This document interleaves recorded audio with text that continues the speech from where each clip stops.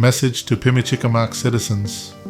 From the Office of Chief and Council Evacuation, Incidentals, Reimbursements, and Ongoing Support. Tanzi. During the onset of the wildfires, when the smoke first entered our community, we acted quickly and proactively. We began evacuating our Priority 1 individuals and some Priority 2s, even before the fire was close. Once the danger escalated, we issued a mandatory evacuation. Our top priority has always been the health, safety, and well-being of our people.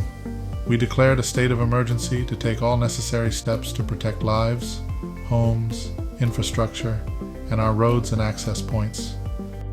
We requested help from all levels of government, First Nations, and agencies, and thankfully we received support from Manitoba Wildfire Services, Indigenous Services, Canada-Canadian Red Cross Assembly of Manitoba Chiefs, Manitoba Kiwatinowi, Okimakanak, Canadian Armed Forces, Norway House, Cree Nation, Misipawistik, Cree Nation, Opaskwayak, Cree Nation, Nisichawayasik, Cree Nation. We also took local action. We worked to acquire air purification machines and cleaning supplies to support those remaining in the community and those returning. We helped some of our citizens receive training so they could join the fight against the fires and support our frontline efforts. We used our own resources to fill the gaps when people didn't have proper accommodations or food.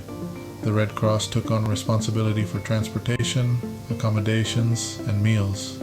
We applied to ISC's Emergency Management Assistance Program, EMAP, to be reimbursed for costs we covered directly.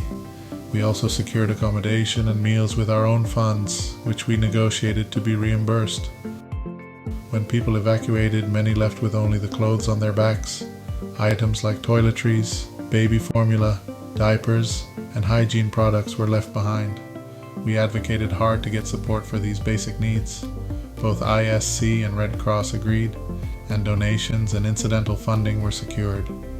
The federal government contracted MKO to distribute incidental funds to evacuees, so First Nations leadership could stay focused on firefighting and protecting their communities. Unfortunately, this led to confusion and delays.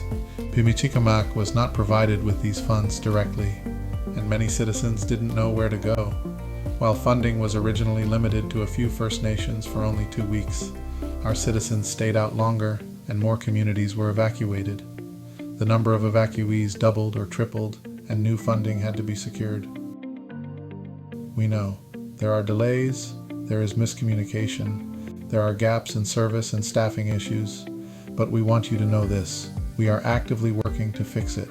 For citizens still outside the community, we are coordinating with MKO to review who received incidental funding and who did not.